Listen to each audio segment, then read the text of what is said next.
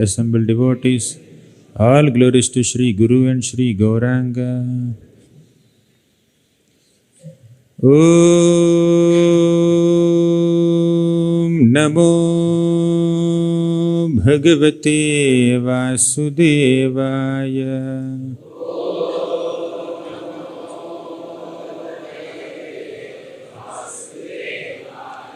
Om Namo Bhagavate Vasudevaya.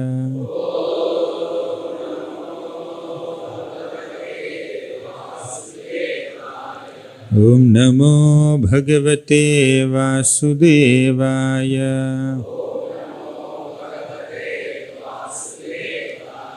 Om Ajnanatimmirandhasya Gnananjana Shalakaya Chakshurunmilitam Yena Tasmai Shri Gurave Namaha.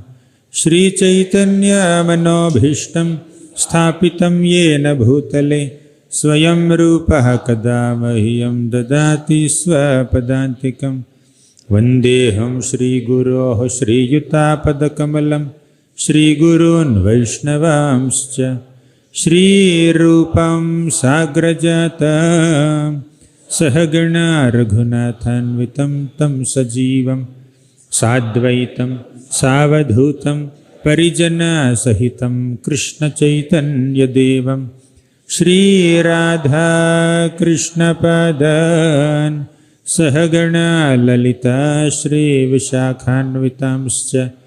He Krishna Karuna Sindho Deenabandho Jagatpate Gopesha Gopika Kanta Radha Kanta Namostute. Tapta Kanchana Gaurangi Radhe Vrindavaneshwari Vrishabhanu Sute Devi Pranamami Haripriye. Vancha kalpatarubhyascha kripa sindhubhya evacha patitanam pavanebhyo vaishnavebhyo namo namaha. Nama om Vishnupadaya Krishna Presthaya Bhutale Srimate Bhaktivedanta Swamin iti namine. Namaste Saraswati Deve Gauravani Pracharini Nirvishesha Sunyavadi Paschatya Deshatarini. Jai Sri Krishna Chaitanya Prabho Nityananda Shri Advaita Gadadhara Shri Vasadi Gaura Bhakta Vrinda. Hare Krishna Krishna Krishna Hare Hare, Hare Rama Rama Rama Hare Hare.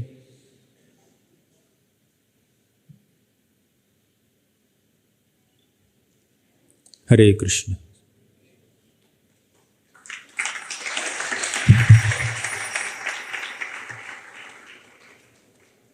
Hare Krishna. I offer my humble obeisances to all the devotees at ISKCON Abits Shri Shri Radha Madan Mohan Temple. Very happy and grateful to be amongst all of you today. I was asked by His Grace Radhesham Prabhu to speak on the 10 subjects of Srimad Bhagavatam today. Yeah, Shloka is here. So we will discuss the 10 topics of Srimad Bhagavatam in the next 1 hour or so. What's the cut-off time? It's 8:20 now? Huh? No. How long should we go? 9:30. Okay, 9:30. Yes. So we still have 70 minutes to discuss the 10 topics of Srimad Bhagavatam. Each topic gets 7 minutes. Let's see how it goes. So you can recite the shloka also. Shri Shuka Uvacha Atra Sargo Visargascha Sthanam Poshana Mutayah Manvantare Ishanukatha Nirodha Mukti Ashraya Atra Sargo Visargascha Sthanam Poshana Mutayah Manvantare Ishanukatha Nirodha Muktirashraya Atra Sargo Visargascha Sthanam Poshana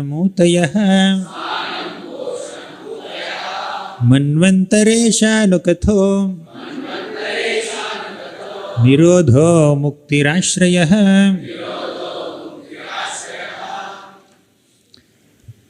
You would like to recite? Any?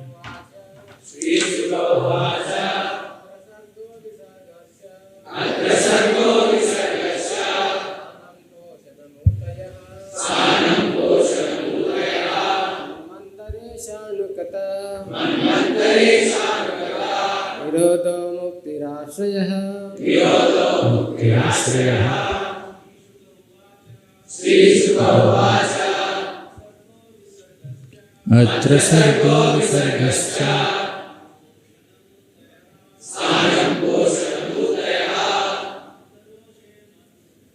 Manvantare Ishanukatha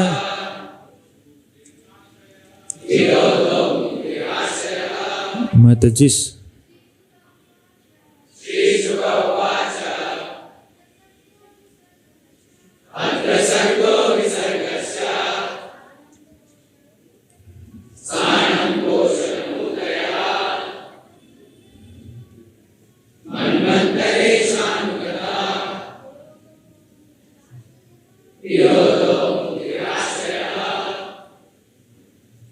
Hare Krishna. So in this shloka, which comes at the end of the second canto of Srimad Bhagavatam, Sukadeva Goswami presents the 10 subject matters of Srimad Bhagavatam. Bhagavatam is a Mahapurana. It has 10 major topics. Srimad Bhagavatam is the essence of all Vedic scriptures. And Sukadeva Goswami spoke this essential message of all the Vedas in the form of Srimad Bhagavatam with deep compassion upon all the conditioned souls of this material world. Suta Goswami glorifies Sukadeva Goswami in this way.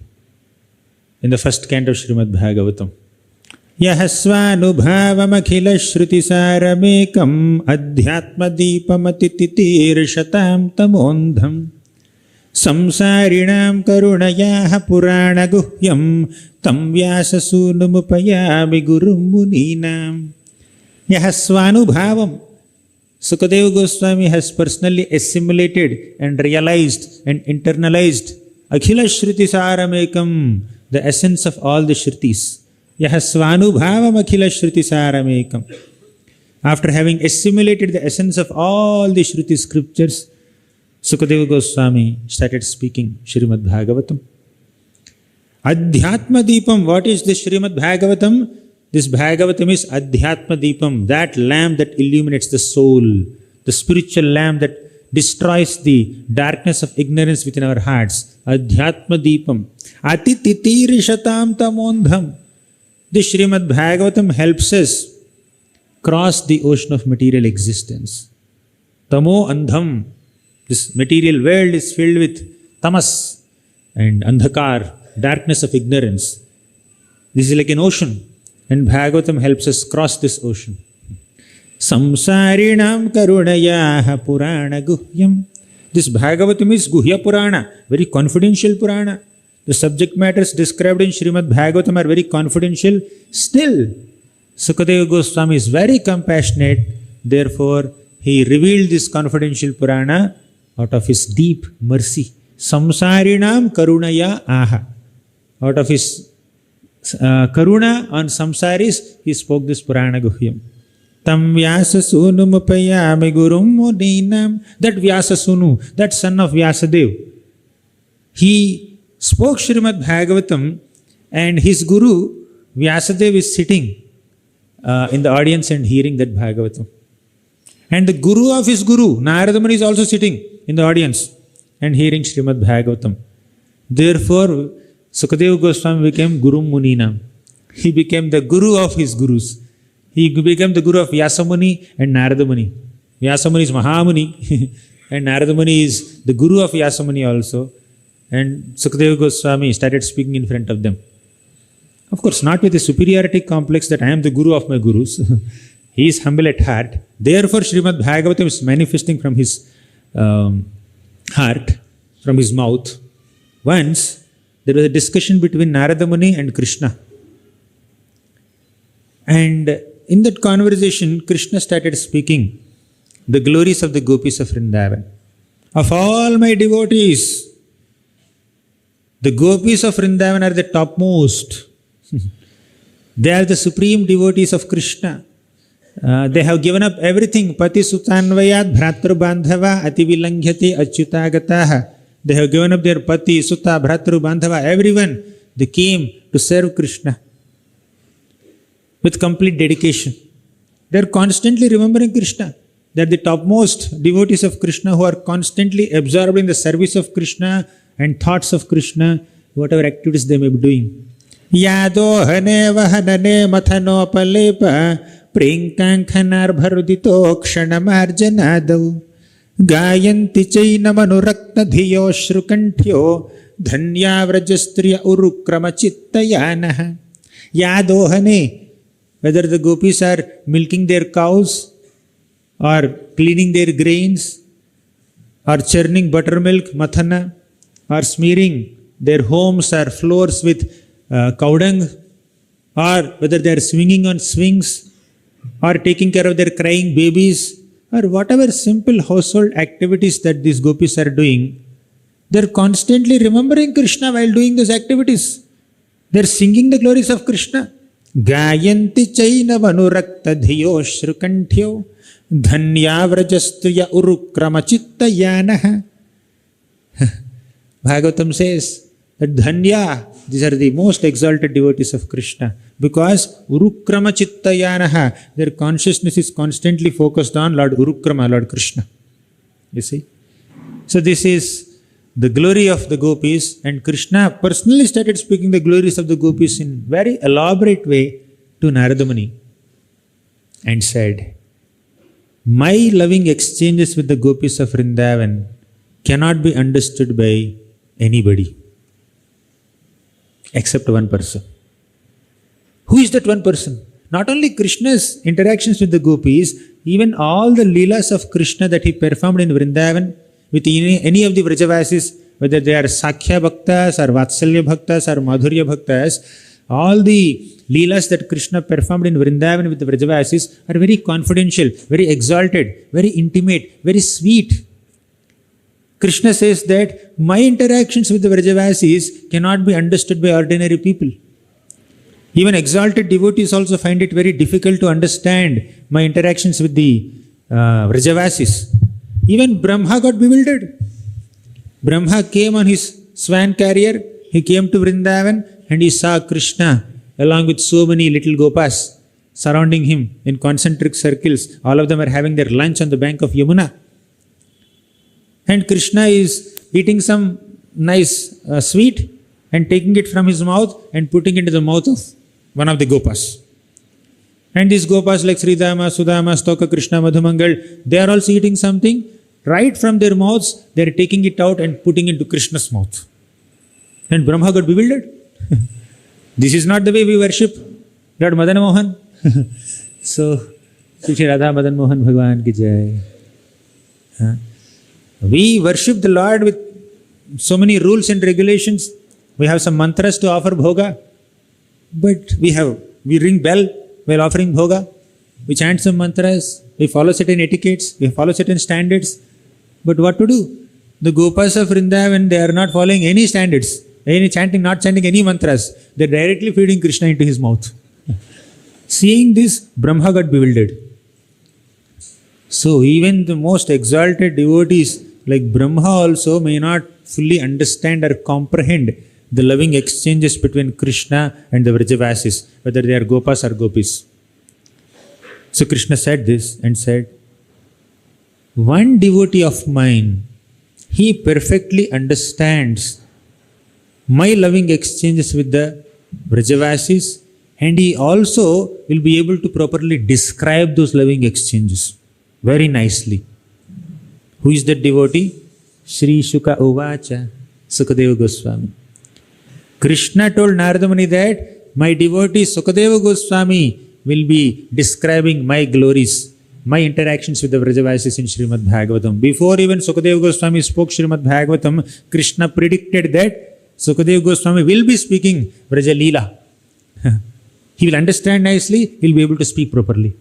That's what Krishna said to Narada Muni. And Narada Muni did not feel bad. Who is this Sukadeva Goswami? He is the disciple of my disciple.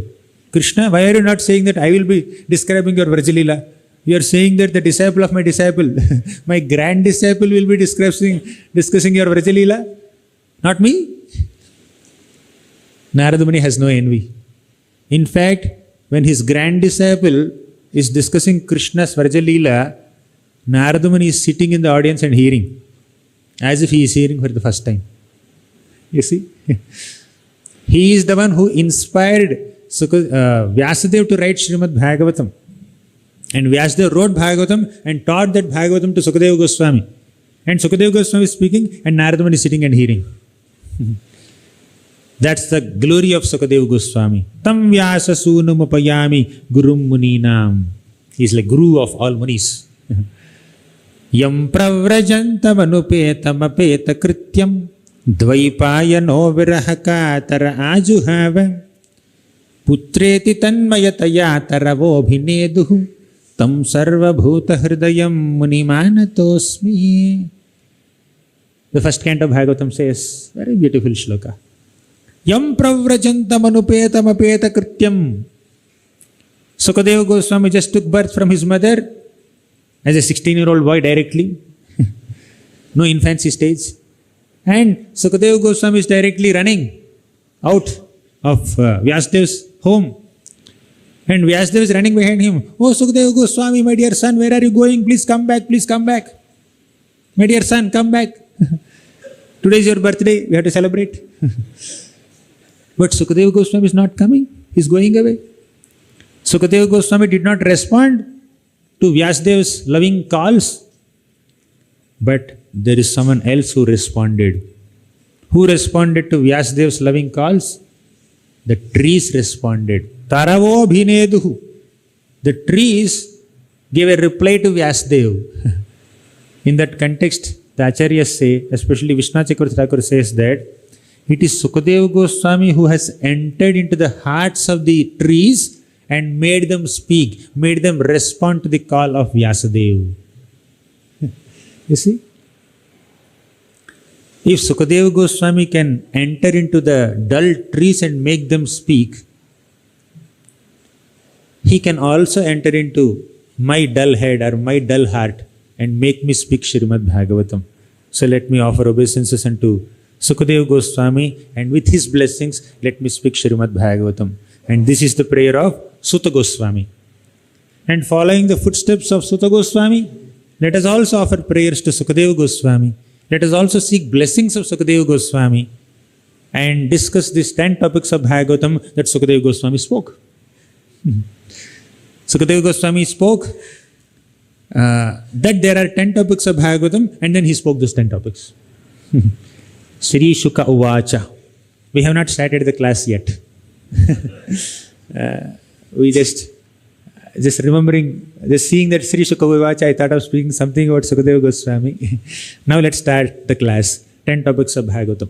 Sukadeva Goswami says that Atra Sargo Visargascha Sthanam Poshana Mutayah. There are 10 topics in Srimad Bhagavatam. Any Mahapurana has 10 topics. And Bhagavatam is the foremost of all Puranas. Bhagavatam is that Purana that gave complete satisfaction to its author, Vyasadeva. He said, Atra Sargo. Atra means in this book. Sarga. The first topic of Bhagavatam is Sarga. Sarga means creation. Sarga means, Sarga is the primary creation done by the Lord.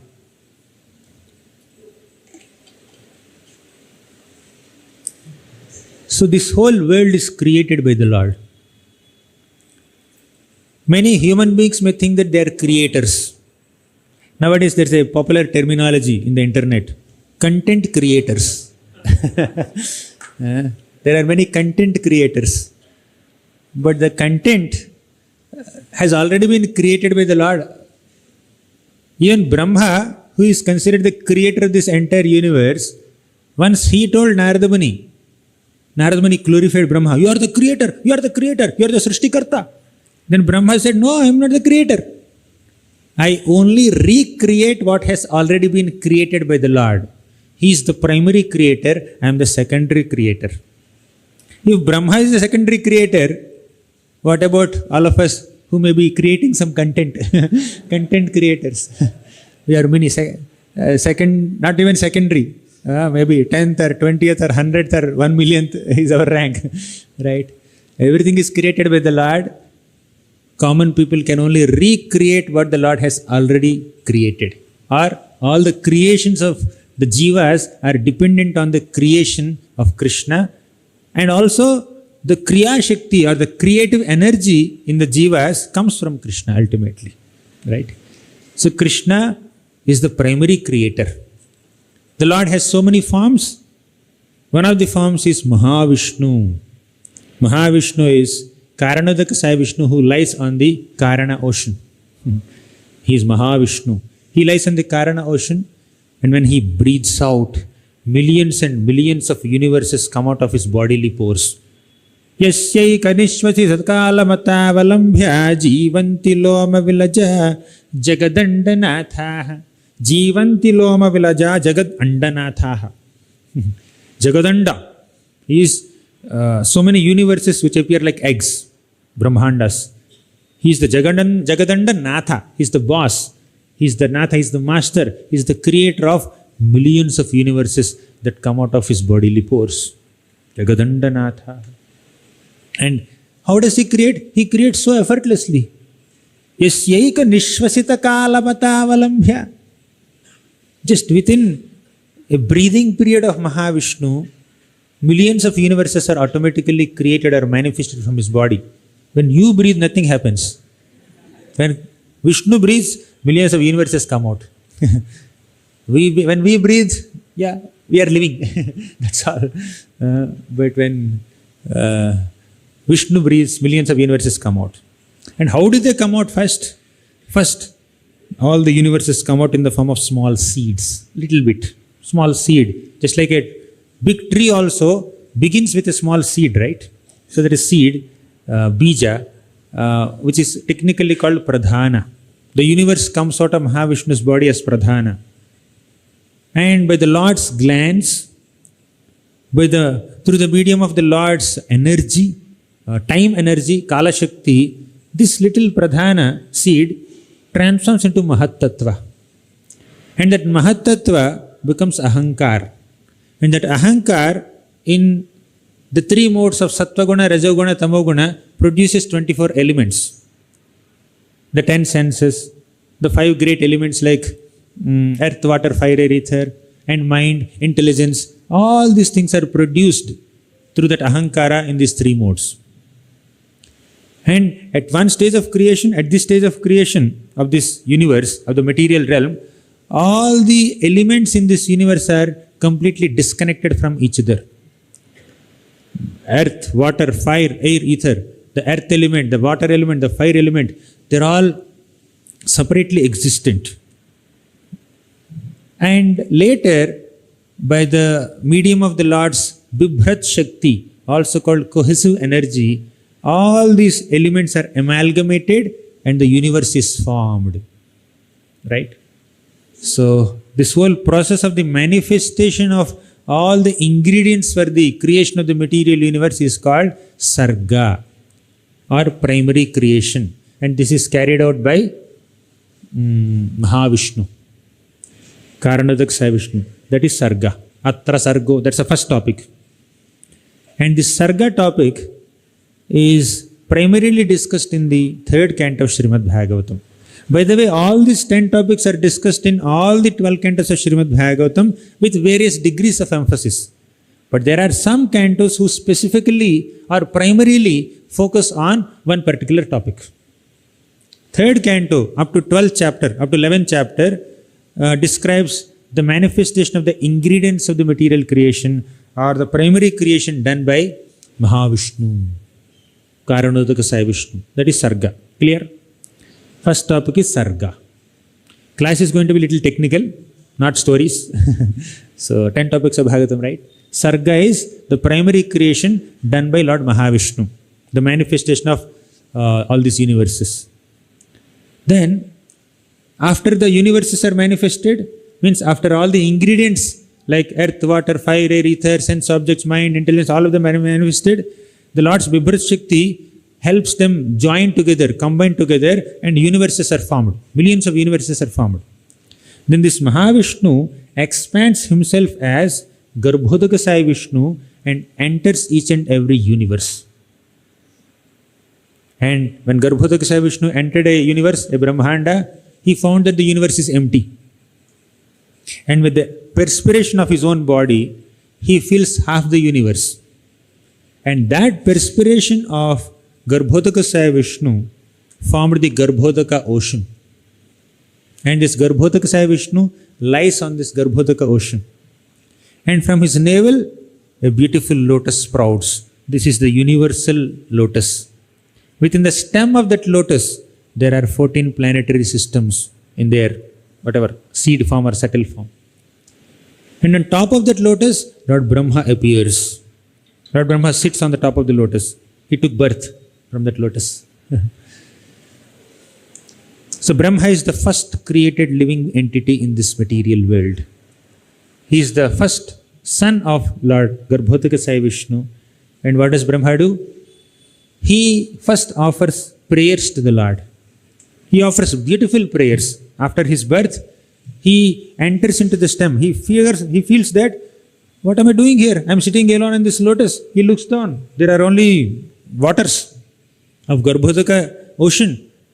There is no one else. So Brahma feels that I need to understand the source of my birth and the purpose of my birth. So he enters into the lotus stem. He goes all the way towards the navel of Garbhodaka Sai Vishnu, but he did not find anything there. He understood that I am losing my time. So he went back and sat on the lotus and he heard this word tapa. Tapa means austerity. So then Brahma started performing austerities. He performed severe austerities, meditating on the Lord, doing some dhyana, and then Lord Garbhodaka Sai Vishnu manifested in front of Brahma. This is all described in the 8th chapter and 9th chapters of the 3rd canto. Then Brahma started offering prayers to Garbhodaka Sai Vishnu.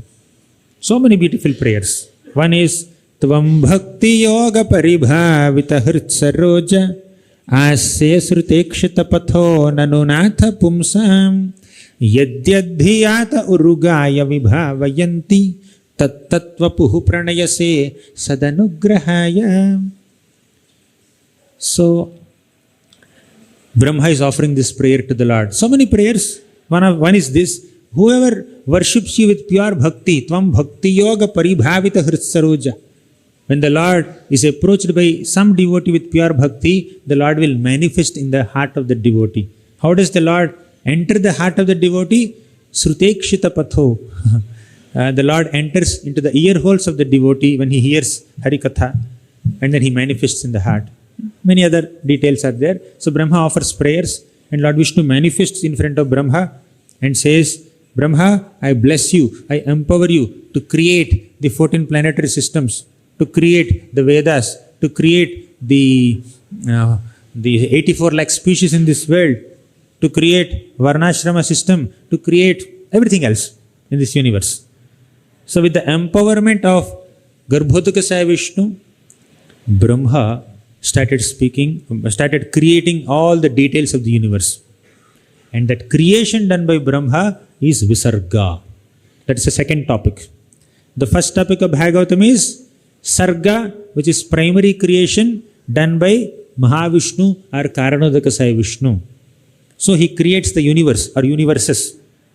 And secondary creation is called Visarga, that is done by Brahma. He creates all the planetary systems and Prajapatis and Manus and so many sages who populate this universe with various species of living entities.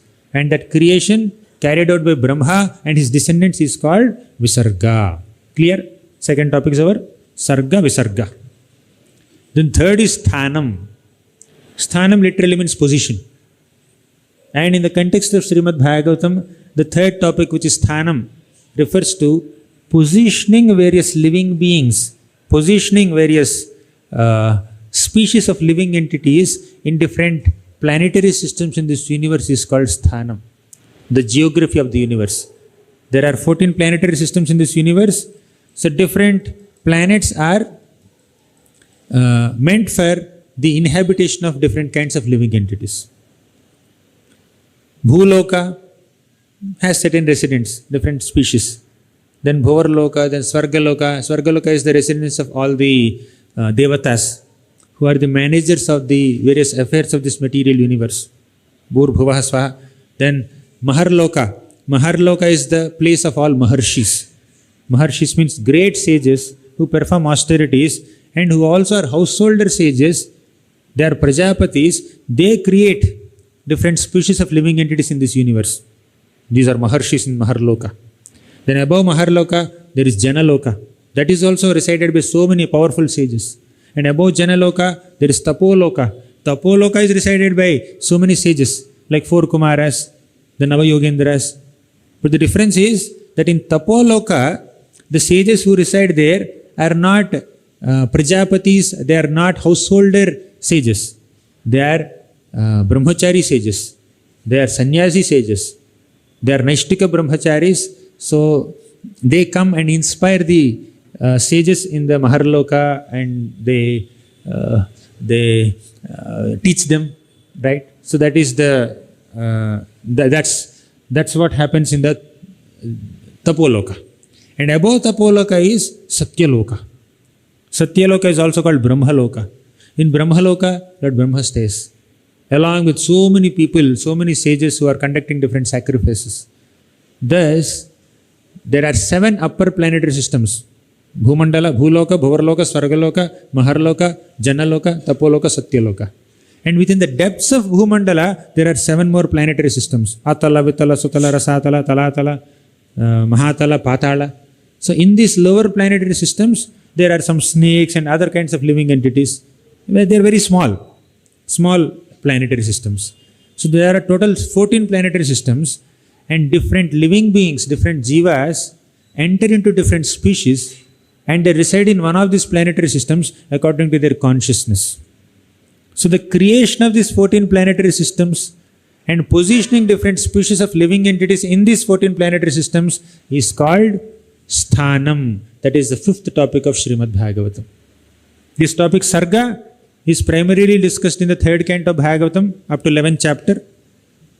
From 12th chapter, Visarga begins. This topic of Visarga, of populating this universe with different living entities through Prajapatis and different Manus and descendants of Brahma. So that goes all the way from 3rd canto, 12th chapter to 5th canto, 15th chapter. Different dynasties are given. Then 5th canto, 16th chapter to 26th chapter, last 11 chapters of 5th canto describe this topic of Sthanam. Sthana means geography of the universe, creation of different planetary systems and positioning living entities there. Clear so far? We discussed only 3 topics. Next.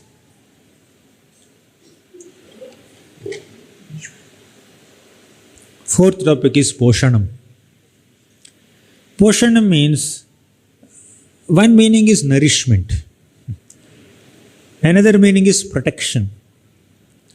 So, Poshanam, topic of Srimad Bhagavatam, describes how the Supreme Lord nourishes his devotees and protects his devotees, even if the devotees happen to make some mistakes once in a while. Even if a devotee of the Lord transgresses some moral codes or violates some dharmic principles, still thinking that apichet suduracharo bhajate mamananya bhak sadhureva samantavyah samyak vyavasito hi saha. Remembering this shloka, the Lord offers protection. So the 6th canto of Srimad Bhagavatam primarily focuses on this topic of Poshanam, means the protection offered by the Supreme Lord to his devotees. And the 6th canto of Bhagavatam is filled with so many beautiful stories of how the Lord protected different devotees. One is Ajamil, 6th canto, begins with Ajamil episode. Ajamil did a lot of mistakes, but he chanted Narayana. Then immediately the Lord had sent 4 Vishnu Dutas to protect Ajamil from the 3 Yamadutas. So that is Poshanam. And also Indra did some mistakes and the Lord protected him also. See, not that devotees can deliberately do some mistakes because the Lord has this tendency to do Poshanam. He protects us. That's not the mood of a devotee. A devotee accidentally may commit some mistakes, but the Lord is kind enough to forgive them or accommodate them or give them some token reaction, and still, without disowning them, He maintains them. That maintenance aspect or protection aspect of the Lord is called Poshanam. The Lord anyways takes care of pure devotees, no doubt about it. But even if some devotee is a bit immature and does some mistakes accidentally, still the Lord protects and reclaims him. And not just that, the Lord protects even conditioned souls also by staying as Paramatma in their hearts. The Lord is always kind. But the Lord sometimes becomes strict when the conditioned soul is very rebellious. His heart is filled with compassion, no doubt. And He voluntarily stays within the hearts of all living entities. That is His magnanimity. But when a living entity misuses his minute independence and transgresses from moral codes and deviates from etiquettes and ethics and morals and principles and values and virtues, then the Lord has to take an action. That's not a lack of compassion in the part of the Lord, but He has to do that. He's obliged to do that because the living entity is misusing his independence. But the Lord is always inclined to protect all the living entities, especially His devotees. And that is described in the 6th canto of Bhagavatam through the topic of Poshanam. Chitraketu Maharaj did some mistakes. He gave a feedback to Lord Shiva. He criticized and commented on Lord Shiva in public. Of course, with a good intention, but he was a bit bold enough to criticize Lord Shiva in public, and Mother Parvati cursed him. My dear son, become a demon. So that he wouldn't offend great personalities like this in future. So, Chitraketu Maharaj became Vritrasur. Still, that's a protection. Although Chitraketu Maharaj fell from his position as Vidyadhara king to a demoniac body, still Vritrasur is more spiritually advanced than King Chitraketu. From the external point of view, there is a degradation in his life species, but internal point of view, there is an upgradation in his consciousness. That is protection. So that is Poshanam. The Lord protects His devotees. The next topic is Uti. How many topics we discussed? 4. Atra Sargo Visargascha Sthanam Poshanamutayah. Sarga is primary creation done by Mahavishnu. Visarga is secondary creation done by Brahma and of course Prajapatis, Manus and descendants of Brahma. Third, Sthanam. Sthanam is the geography of the universe, the creation of different planetary systems for the inhabitation of different species of living entities. That is Sthanam, the geography of the universe. Fourth is Poshanam, how the Lord protects the devotees. Even if they do some mistakes sometimes. That topic is, that's the fourth topic, that is Poshanam. The fifth topic is Uti. Uti is inclination. Inclination can be auspicious or inauspicious. There is auspicious inclination, there is inauspicious inclination. This topic is specifically described in the 7th canto of Srimad Bhagavatam. 7th canto of Bhagavatam describes the story of Prahlad Maharaj and Hiranyakashipu. Prahlad is an example of auspicious inclination to serve the Lord and perform bhakti unto the Lord. And Hiranyakashipu is an example of inauspicious inclination to oppose pure devotees. And of course, 7th canto also describes Varnashrama Dharma in the last 5 chapters. That's like mixed inclinations. But anyways, Uti means inclination that can be auspicious or inauspicious. That is discussed in the 7th canto of Bhagavatam. You know the story of Prahlad Maharaj. These are the 5 topics. Then 6th topic is Manvantara. What is this Manvantara? Manu is the progenitor of mankind. Manu is the Lord or the master of a Manvantara. What is Manvantara? Just like we have 24 hours in one day, Brahma has 14 Manvantaras in one day.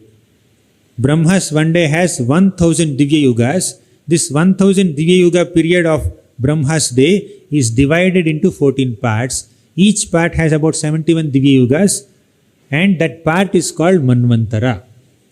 And during that one Manvantara period, 6 categories of the Lord's expansions rule and orchestrate the affairs of that Manvantara. Who are these 6 categories of people? Is it getting too technical? The 6 categories of people are Manvantaro Manurdeva Manuputra Sureshwaraha Rishayo Amshavatarascha Harehe Shadvidhamuchyate. In a Manvantara, there are 6 types of personalities who takes care of the affairs of this Manvantara. Number 1 is Manu. Second, Devas, the Devatas. Third, Manuputras, Manu's sons. Fourth, Manvantaro, Manur, Deva, Manuputra, Sureshwaraha. Sureshwar means Indra. Right? That's fourth personality. Then fifth is Manvantara Avatar.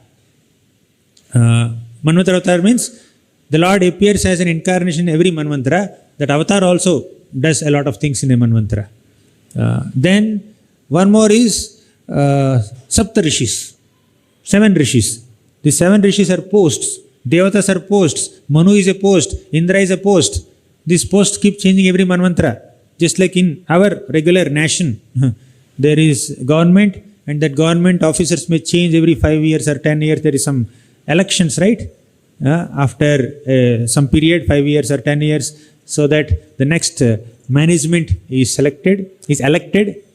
So in the material world, there are elections, but in the spiritual realm or in the upper celestial realm, there are selections. Here elections, there are selections there. Who selects a Manu? Who selects the Devatas? Who selects Indra? The Supreme Lord Himself. The Lord personally selects all these administrators of the material universe and engages them in various services in this world. So that is Manvantara. In each Manvantara, there are 6 kinds of office bearers, and there are 14 Manvantaras. And the 8th canto of Srimad Bhagavatam discusses this topic of Manvantara and presents all the different personalities in each of the Manvantaras of the current day of Brahma. Is it clear so far? Which Manvantara are we in now? Vaivasvata Manvantara. We are in Vaivasvata Manvantara. This is the 7th Manvantara. And before this Manvantara, there were 6 Manvantaras. In these 6 Manvantaras, the Lord performed so many pastimes. For example, in the previous Manvantara, 6th Manvantara, the Manvantara avatar is Lord Vishnu Ajita. He performed this pastime of Samudra Manthan. And in the 4th Manvantara, the Manvantara avatar is Lord Hari. He performed the pastime of rescuing this crocodile Gajendra from that crocodile. So like that, different stories of different incarnations, Manvantara avatars in different Manvantaras are described in the 8th canto Bhagavatam. That is the 6th topic, right? Atra Sargo Visargascha Sthanam Poshanamutayaha Manvantara. Manvantara is 6th topic. 7th topic is Ishanukatha. The 6th topic, Manvantara, is discussed primarily in the 8th canto. The 7th topic is Ishanukatha. Ishanukatha refers to the stories of the Lord, of course, but the devotees of the Lord, the followers of the Lord. Ishanukatha. So, the 9th canto focuses on this topic, where Sukadeva Goswami describes in this 9th canto so many stories of so many kings in the Surya Vamsha and Chandra Vamsha. There are 2 prominent dynasties. Surya Vamsha is Sun dynasty, Chandra Vamsha is Moon dynasty. In the Surya Vamsha, there are so many great kings, including Ikshvaku. And another prominent personality is Lord Ramachandra himself. Then Nimi Maharaj, Sagara Maharaj, Ambarish Maharaj, very good. So all these wonderful stories are described in the 9th canto. That is Sun dynasty. And in the Moon dynasty, Krishna appeared. And there is Jayati, Pururava, so many people. So all the stories of these great kings are described in the 9th canto. That is the Ishanukatha topic of this Srimad Bhagavatam. So we discussed Sarga, Visarga, Sthanam, Poshanam, Uti, Manvantara, Ishanukatha. 7 topics are over. Then eighth topic. Eighth topic is Nirodha. That means annihilation, destruction. There are four types of destruction. This universe is created and it is maintained also. We have seen about universal creation and maintenance. But next is destruction of the universe.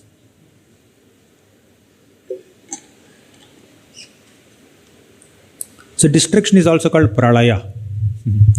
There are four types of pralaya in this world. So one is nitya pralaya. Nitya pralaya means constant destruction. At every single moment, something is getting destroyed in this world. In fact, everything that is material is subjected to destruction with the passage of time. You have this flower, so that flower cannot stay fresh forever. You keep a flower at one place, come and see tomorrow, it fades. Come and see after 2-3 days, it will become brown powder, especially in the summer heat. Right? So, there is constant deterioration of everything material, and that deterioration is called Nitya Pralaya. Then second is Naimittika Pralaya. Naimittika Pralaya means occasional destruction that happens at the end of the day of Brahma. We have seen that Brahma has created this universe. Brahma has created these 14 planetary systems as a part of Visarga. So these 14 planetary systems are created at the beginning of the day of Brahma, but at the end of day of Brahma, during Brahma's night, the lower planets are annihilated.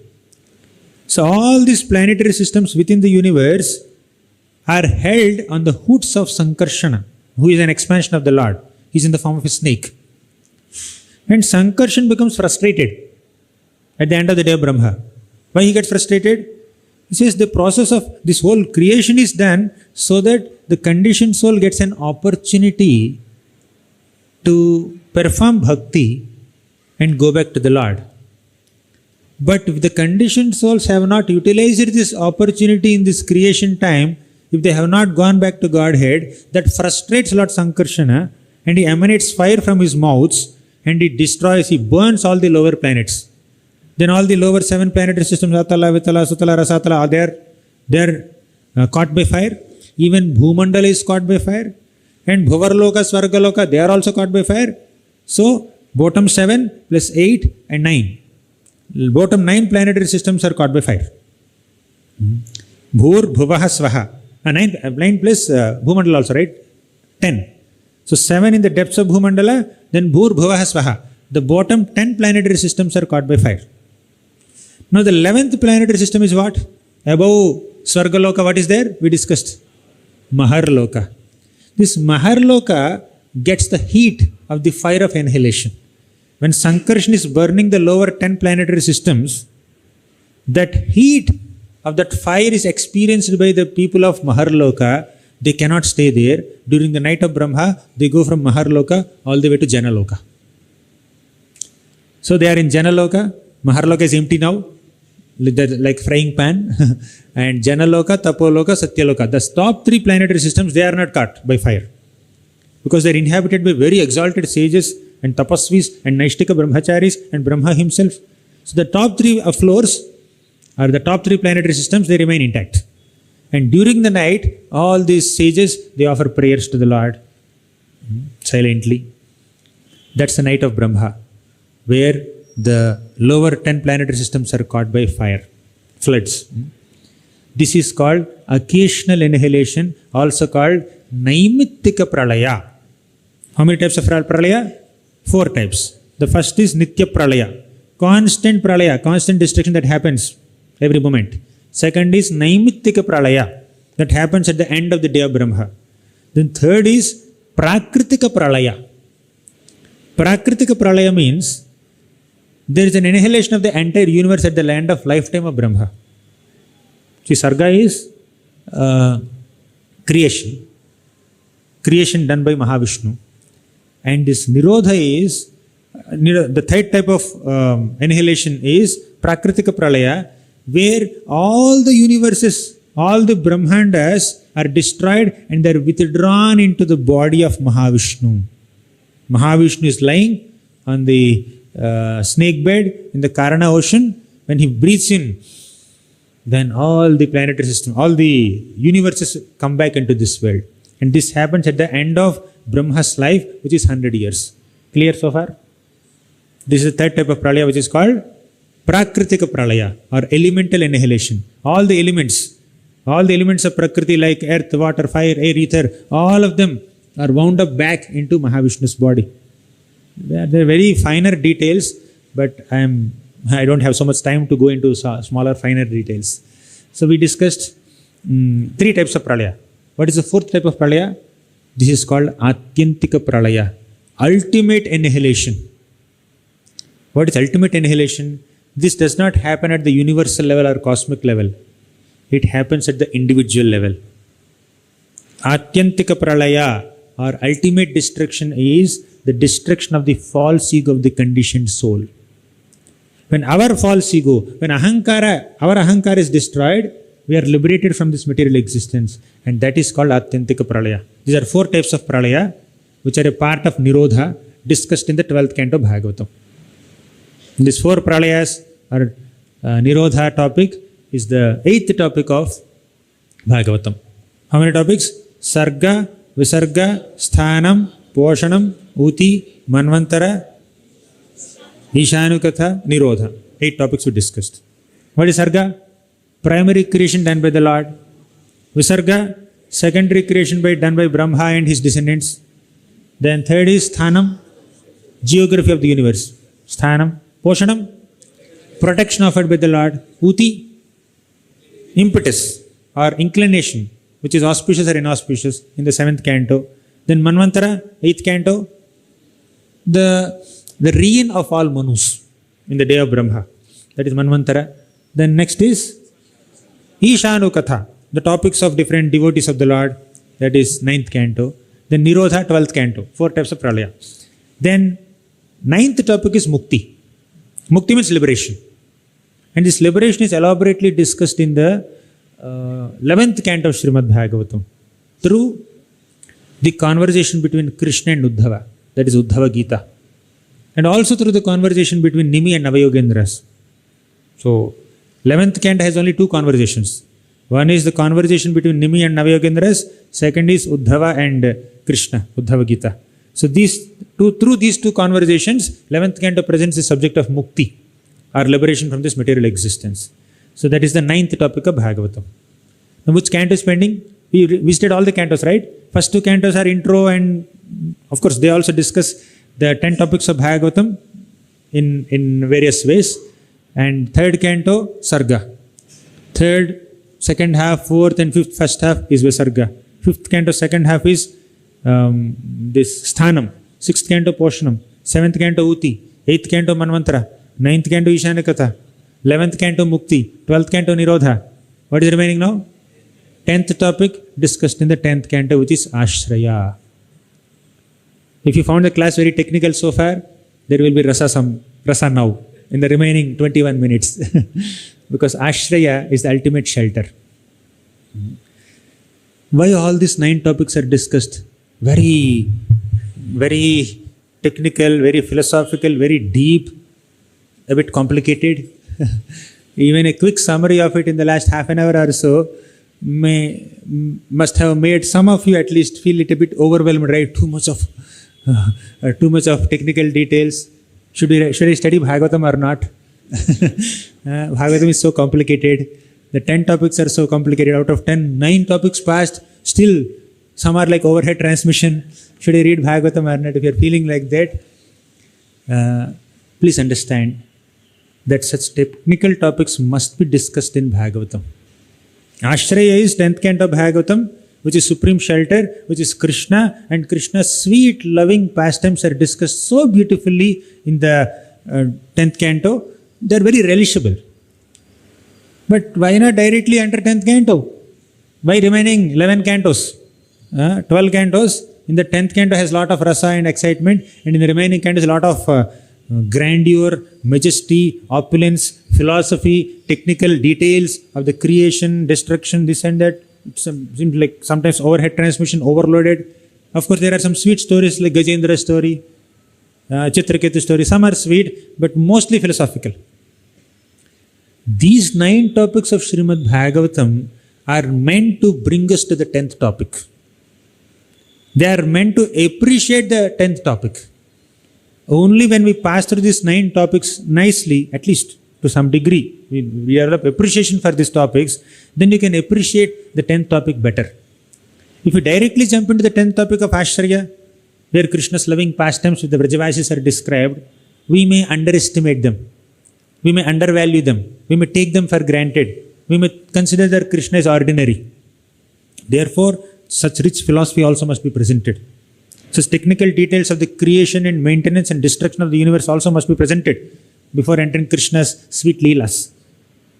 When we understand the greatness of the Lord, we can appreciate the sweetness of the Lord better. But if we directly enter the sweetness of the Lord without having sufficient purification of the heart by understanding His greatness, we may take the Lord lightly. When we directly enter the 10th canto of Bhagavatam, Ashraya, Tattva, and when we see Yashoda Mata running behind Krishna, chasing Krishna, beating Krishna. Of course, she never beat Krishna, but she tried, picked up a stick and chased Krishna. She bound Krishna with a rope. She chastised Krishna. She said, "You monkey lover, you house plunderer, you are associating with monkeys. You have developed the nature of monkeys. You are behaving like monkeys. You are coming from a lineage of monkeys." And Krishna says, "If I am coming from a lineage of monkeys, I must have inherited the qualities of monkeys from my mother's side, not from my father's side." Right? So such sweet exchanges between Krishna and Mother Yashoda are presented in 10th canto. But if we directly hear this, without at least little background of Krishna's Srishti Leela, we may think that Krishna is like an ordinary boy. In our neighborhood also there is one more child. He keeps speaking all these things to his mother. Krishna is also like that. But when we hear that Krishna has unlimited expansions, Krishnastu Bhagavan Swayam, he has unlimited incarnations. He is the fountainhead of all incarnations. And an expansion of Krishna in the form of Mahavishnu, he originates millions and millions of Brahmandas, Srishti Leela. Then we hear all that, then we don't underestimate Krishna when he speaks a lie to Mother Yashoda. Therefore, in Damodara Ashtakam, Satyavratamani begins, Namamishwaram Sachidananda Rupam Lasat Kundalam Gokule Bhrajamanam. In the second line, sweetness of Krishna is described. Lasat Kundalam, shining earrings. Gokule Bhrajamanam, Krishna is happily performing pastimes in Gokul. And Rudantam Muhur, such sweet Leela continues. But before entering this sweet Leela, Satyavratamani said, Namami Ishwaram, this naughty boy who is being scolded by his mother, who is being tied up by his mother, is Ishvara, the Supreme Lord. Understand his greatness. Don't underestimate him. Namami Ishwaram. Sachidananda Rupam. He may be crying. Rudantam Muhurnetra Yugmam Rijantam. But he is Sachidananda Rupam. And he has tears on his face. You are calling Ananda Rupam? Yes, he is Ananda Rupam. Sri Narayana Pundarika Nayana Sri Rama Sita Pate Govinda Chuta Nanda Nanda Namukunda Nanda Damodara Vishnu Raghava Vasudeva Nrihare Devendra Chudamane Samsara Arnavakar Tubhyam Nama. In this shloka, this line comes, Ananda Damodara. Damodar is crying, but the devotee says, he is Ananda Damodara. Where is Ananda here? He is only crying. Rudantam Muhur, constantly crying. Netra Yugmam Rijantam, he is rubbing his eyes to produce more tears. And you are calling him Ananda Damodara. Yes, he is Ananda. He is Damodara. He is being bound by Mother Yashoda with a rope around his belly, but still he is Ananda. Therefore, we need to understand Krishna as Sachidananda Rupam. Krishna is Ishwaram. We need to understand Krishna's greatness. We need to understand all the other avatars of Krishna. Matsya, Kurma, Varaha, Vamana, Narasimha, Rama, Parashurama. Then, when we enter Krishna Leela in the 10th canto, which is the 10th topic of Bhagavatam, we can appreciate him properly. So, this 10th canto is ultimate Ashraya. Now, one extreme is, let me stick to only these 9 cantos, because There is a lot of philosophy discussed here. Some people who are very intellectual, they cannot relish 10th canto so much. They stick to other 11 cantos with a lot of philosophy, a lot of intellectual analysis. There's a lot of scope for discussion and argumentation, interpretation. So there is some intellectual stimulation by studying the other cantos. So such people who are too intellectual, they may not be able to relish 10th canto. Oh, Krishna is playing simple pastimes, Putana, Damodar Leela, Govardhan Leela, right? So we cannot be too intellectual. And some people, they want to relish only the 10th canto, directly Krishna's pastimes, without having sufficient background of at least philosophical understanding of Krishna's greatness. They directly jump into Krishna's sweetness, especially Rasa Leela, Rasa Panchadhyay. Krishna is dancing with all the gopis of Vrindavan. And the gopis are caring for Krishna. They are having a lot of emotions for Krishna. And Krishna is playing flute and attracting them and dancing with them and leaving them, again coming to them. So it's like some people get excited in that area without having sufficient understanding of these pastimes of Bharat Maharaj, these pastimes of Rishabhadev, teachings of Rishabhadev. So many things are there in other cantos. So we need to have a proper balance of both. That's why Krishna said in the Bhagavad Gita, Aham sarvasya prabhavo mattah sarvam pravartate iti matva bhajante mam buddha bhava samanvitaha. Krishna did not stop at Buddha. Krishna did not speak only bhava. Buddha bhava samanvitaha. Buddha means you use your intelligence to understand the philosophy of Krishna consciousness, and also bhava, you need to develop that emotional bonding with Krishna. Don't stop at intellectual understanding of Krishna's tattva. Also develop emotional bonding with Krishna. So this emotional bonding and intellectual philosophical understanding, this combination of both will keep us balanced in our sadhana bhakti. Right? If you only focus on bhava and forget the philosophical angle of Bhagavatam, then we may end up as sahajiyas. We may imagine that we are very intimately associated with Krishna in our mind, but we may not have sufficient purity of consciousness. So our consciousness becomes purified by understanding all these technical subject matters discussed in the remaining 9 topics of Bhagavatam. Thus all the 10 topics put together will raise a conditioned jiva from lower consciousness to very higher elevated consciousness. Consciousness is 5 levels, right? All of us know. This avrita chetana, that is covered consciousness in trees. Then there is budding consciousness. There is vikasita chetana, purna vikasita chetana. Like consciousness also, we evolve in our consciousness to come to purna vikasita chetana, completely blossomed consciousness where we love Krishna, we serve Krishna completely. So we need to go through these other topics of Bhagavatam also. Thus, Bhagavatam caters to the needs of all categories of people. Whether you are philosophically oriented, rasically oriented, whether you are evolved enough to understand rasas, whether you are not evolved enough to understand rasas, Bhagavatam caters to everybody's needs. So the 10th topic of Bhagavatam is Ashraya, where Krishna is described as the supreme Ashraya. In fact, this Ashraya topic occupies major portion of Srimad Bhagavatam, Krishna Leela. 10th canto Bhagavatam has 90 chapters. No other canto has even half of these many chapters. And even 11th canto, 31 chapters are also Krishna Leela only. Out of 335 chapters of Srimad Bhagavatam, 121 chapters are exclusively focusing on Krishna Leela, and few other chapters also have Krishna as reference here and there. First canto has a lot. So Krishna occupies at least half of Srimad Bhagavatam. Krishna Leela and especially Krishna's Vraja Leela occupies at least half of the 10th canto of Bhagavatam. So Krishna is the supreme Ashraya, and the 10th topic, Ashraya, is the shelter of the remaining 9 topics. And all these 10 topics put together they are committed to elevate our consciousness to the supreme consciousness of being supreme lovers of Krishna. We need to take shelter of Krishna's book form as Srimad Bhagavatam. Bhagavatam is compared to Krishna's beautiful form. Padau yadiyau prathama dvitiyau tritiya turyau kathitau yaduru nabhistatha panchama eva shashtho Bhujantaram doryugalam tathanyo Kanthastu rajan navamo yadiyo Mukharavindam dashamaha prafullam Ekadaso yasya lalata pattam Shiropitudva dasha eva bhati. The first two cantos of Srimad Bhagavatam that present a wonderful prelude to the rest of the text. They are considered the lotus feet of the Lord.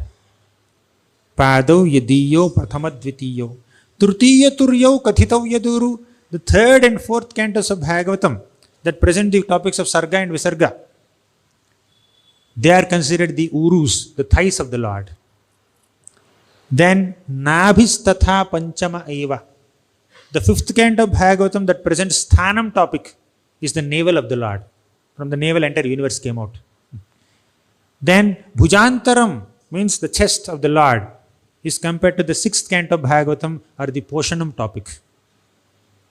Doryugalam Tathanyo, the two arms of the Lord are compared to the seventh and eighth cantos that present the topics of Uti and Manvantara. Kanthastu rajan navamo yatiyo.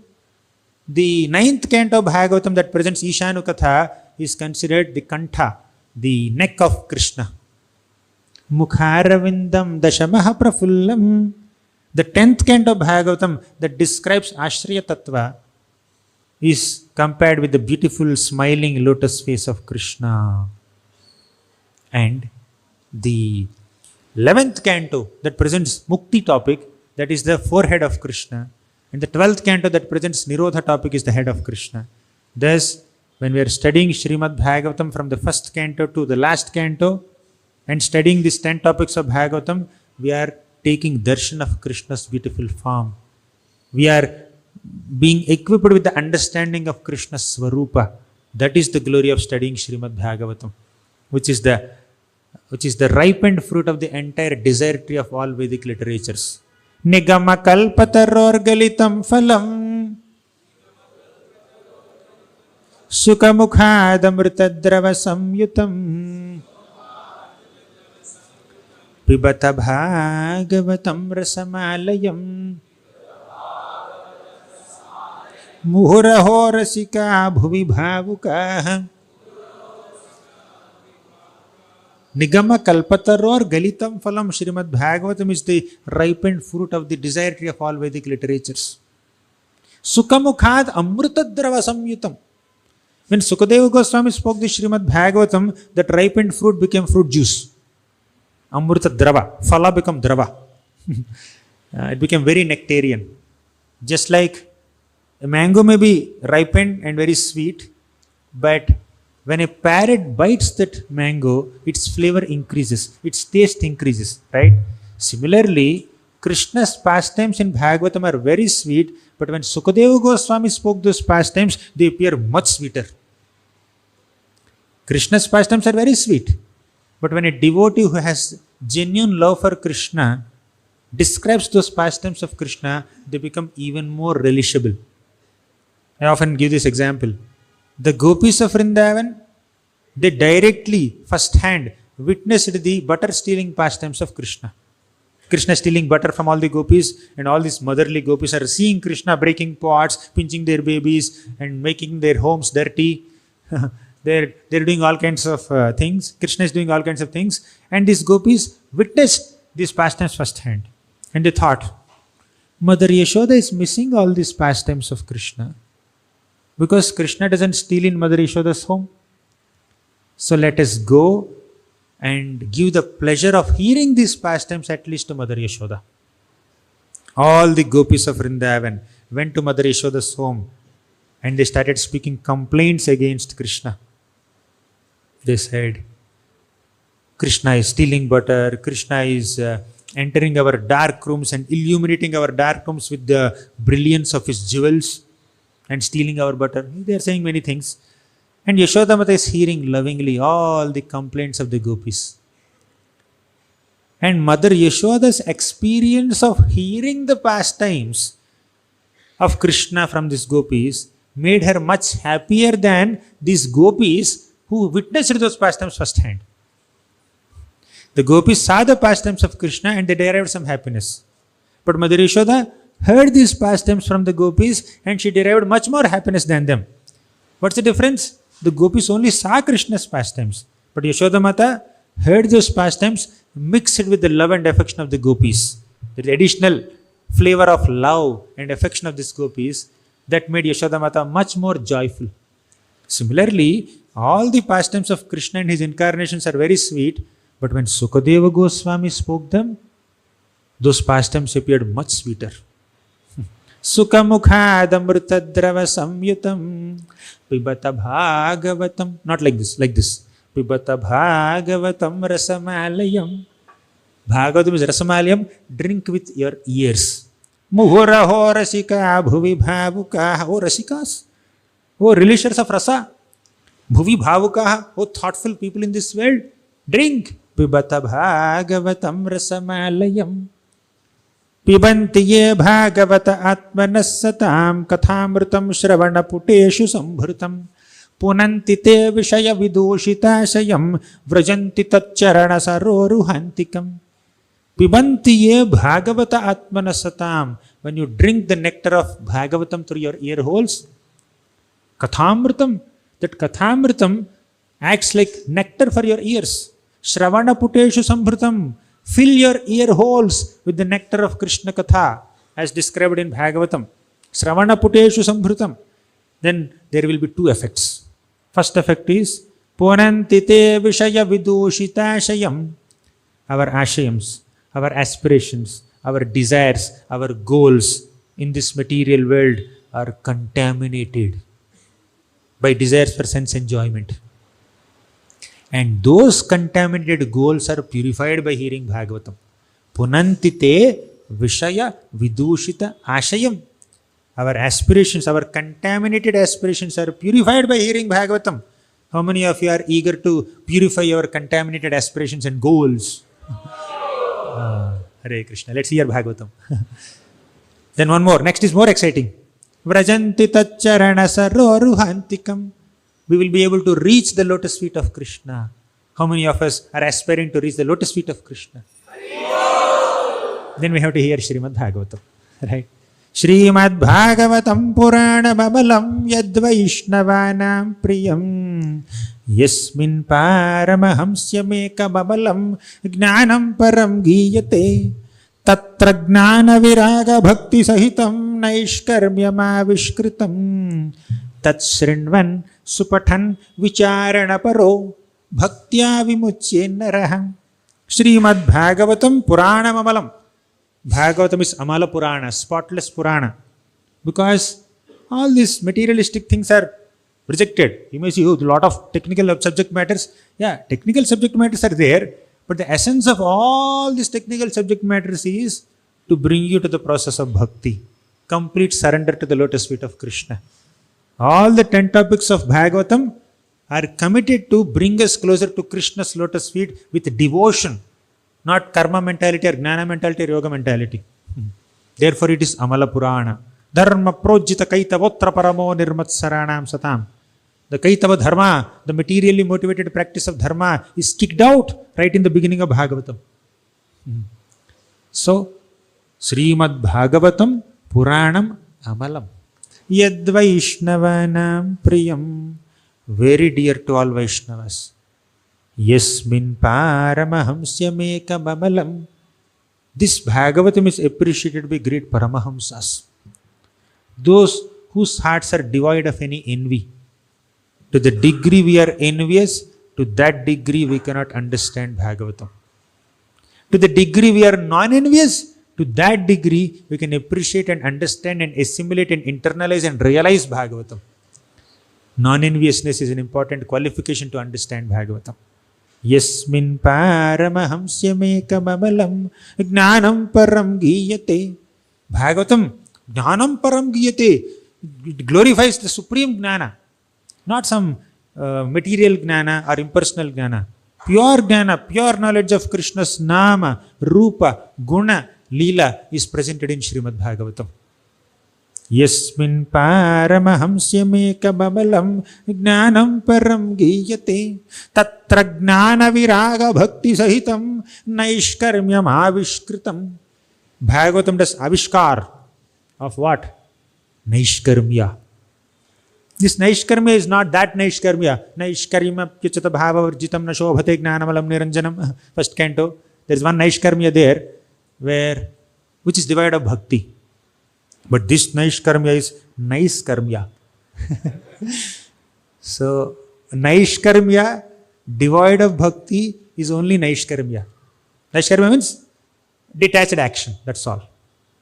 We are doing an action, but there is detachment. That is simple detached action, that is Naishkarmya. But if Naishkarmya is accompanied by Achyuta Bhava with devotion to Krishna, it becomes nice karma. Right?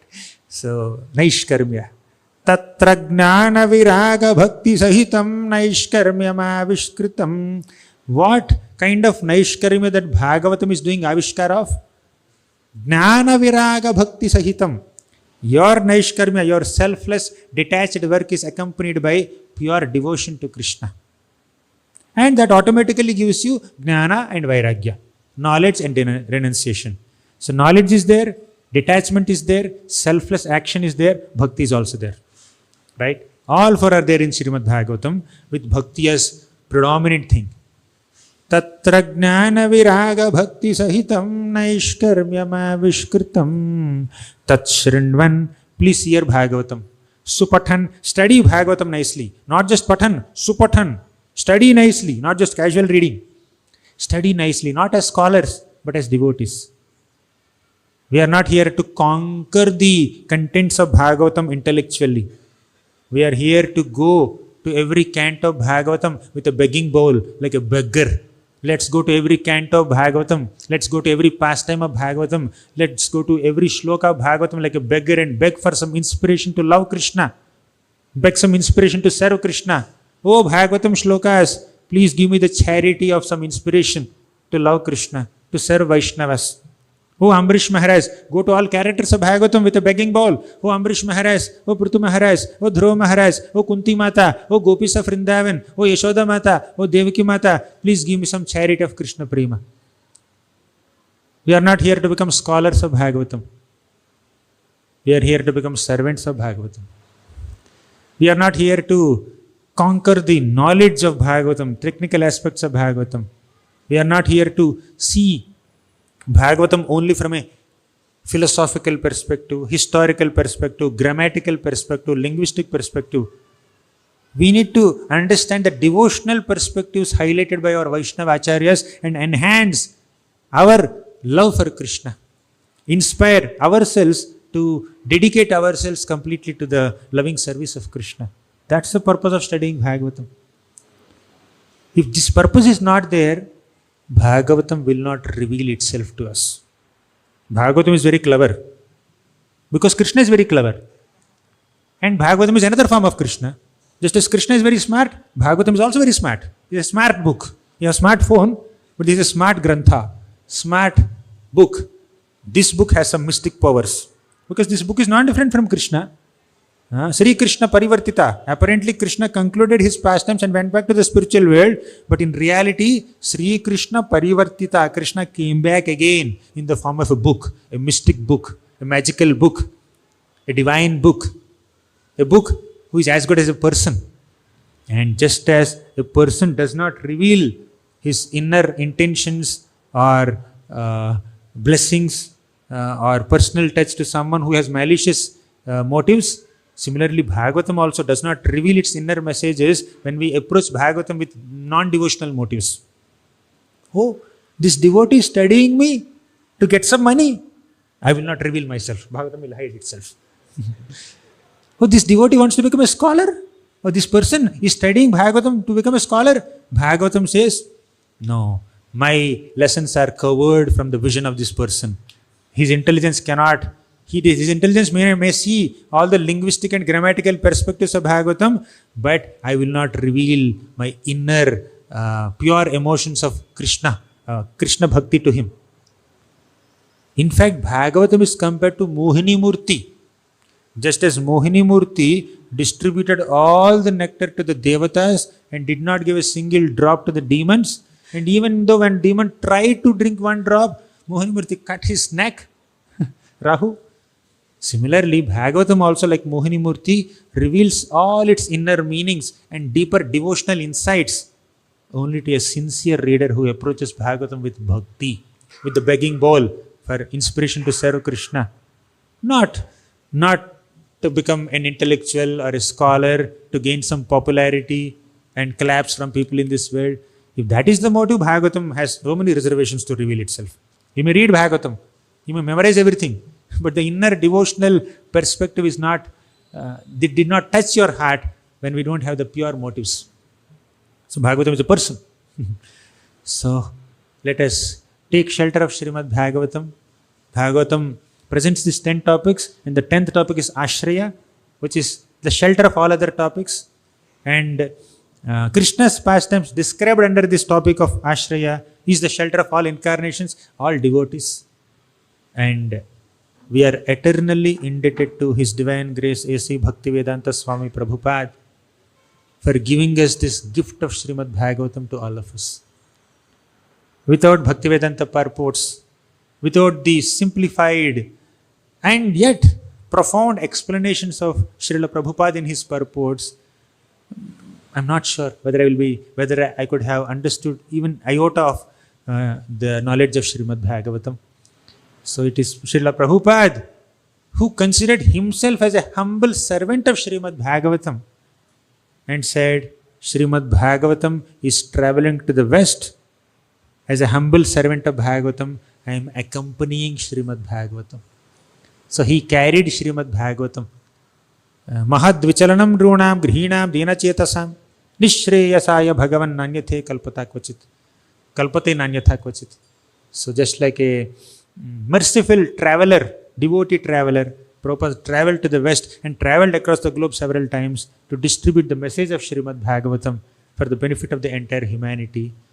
We can never repay our debt to Srila Prabhupada and all the Vaishnava Acharyas like Vishnu Chakravarti Thakur, Sridhar Swami. Many glorious Acharyas have given their commentaries and purports on Srimad Bhagavatam.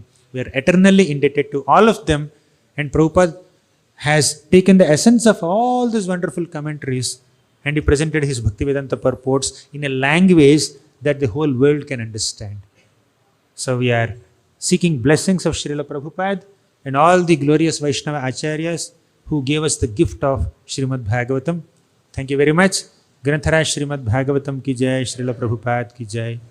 And I thank His Grace Radhesham Prabhu who asked me to speak on this topic today. Whatever may be the occasion, I am grateful to him that he reminded me of this topic and allowed me to meditate on this topic for about 1.5 hours in the loving association of so many devotees here in ISKCON Abits. Thank you very much. Hare Krishna.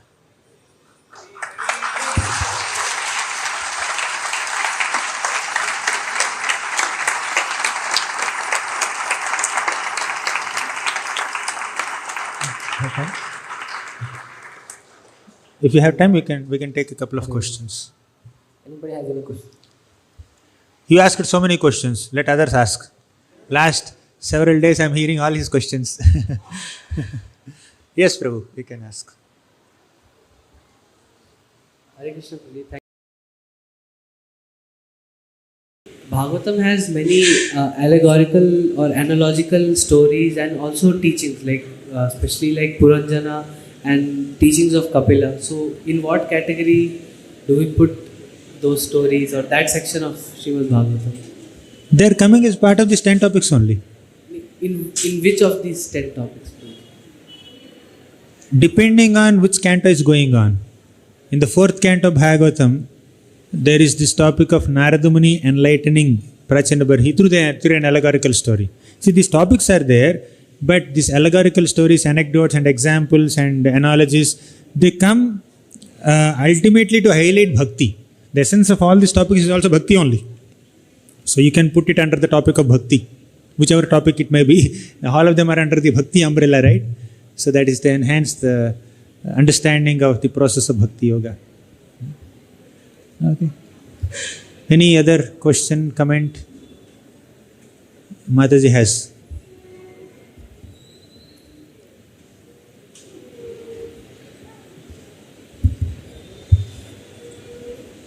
Hare Krishna, Prabhu. Thank you for the very enlivening class. Prabhu, you spoke of the topic of Poshana, which is nourishment, and also you said protection by the Lord. In that context, Prabhu, when we look at just the world around us, the kind of atrocities that's going on, especially on the innocent, like if you think about children who go through a lot of atrocities. As devotees, we kind of understand that in any situation, Krishna is still protecting anyone. But to new people, when they ask us, like, the Lord is supposed to be protecting, where is He in this time of danger? Does He protect only His devotees like Draupadi? He provided her the sari, and so many other atrocities happen. Where is the Lord? Why doesn't He protect? How do we respond to such a question? First, we need to understand the definition of protection. Sometimes we have certain understanding of protection. Protection means protecting me from financial crisis, health crisis, protecting me from being cheated by or exploited by other people, protecting me from insults, protecting me from any kinds of disrespect or cheating. This may be certain understanding of many people. That is expectation. See, Parikshit Maharaj, was he protected by the Lord? When he was in the womb of his mother. But was he protected by Krishna when he was cursed to die in 7 days? Apparently, he protected. What is the protection? Protection of consciousness. The Lord gave Parikshit Maharaj an opportunity to hear Harikatha, to hear Srimad Bhagavatam for 7 days continuously just before his departure, and he went to the spiritual world. Is that not protection? From a material plane, he is not protected. He died in 7 days. But from a spiritual plane, yes, he is protected. He went to the spiritual world. Ultimate protection. Similarly, you see the example of Pandavas. Yes, as you quoted, Krishna protected Draupadi Mata from being insulted by Dushasan. He came in the form of sari. But did he protect Pandavas from Vanavas? They had to undergo 13 years of Vanavas, right?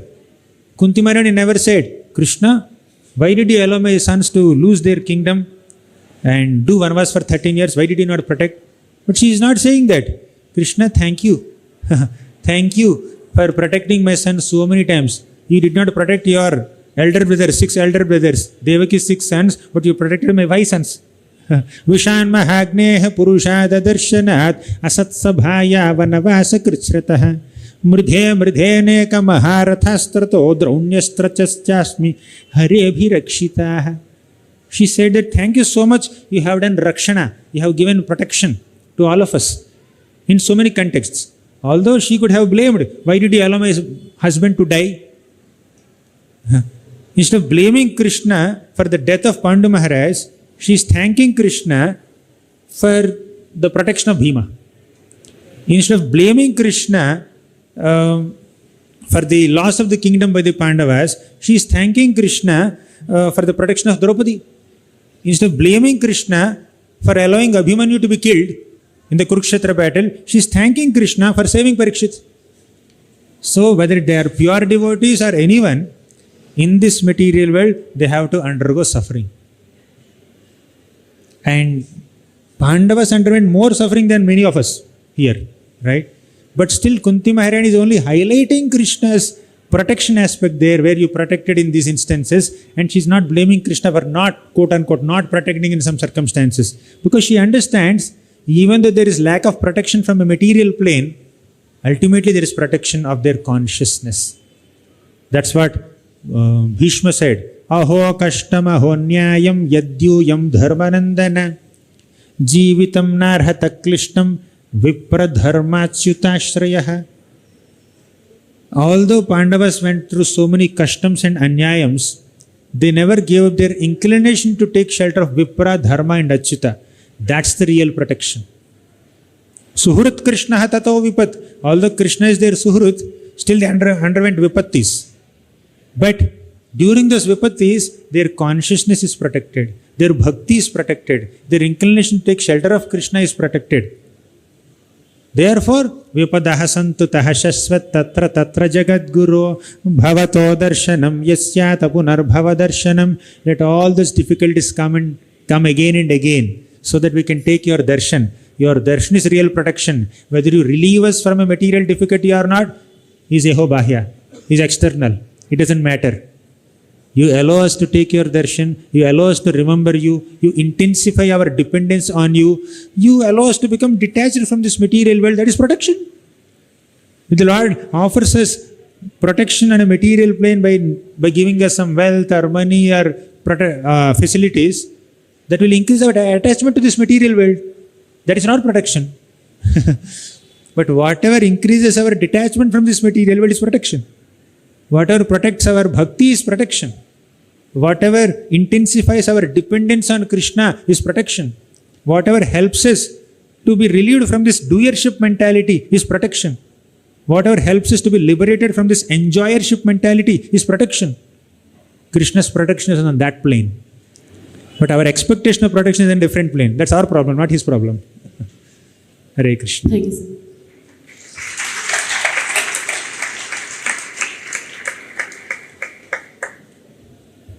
We'll conclude, or it's 9:47. We have another class. Thank you very much. Granthara Srimad Bhagavatam ki jai.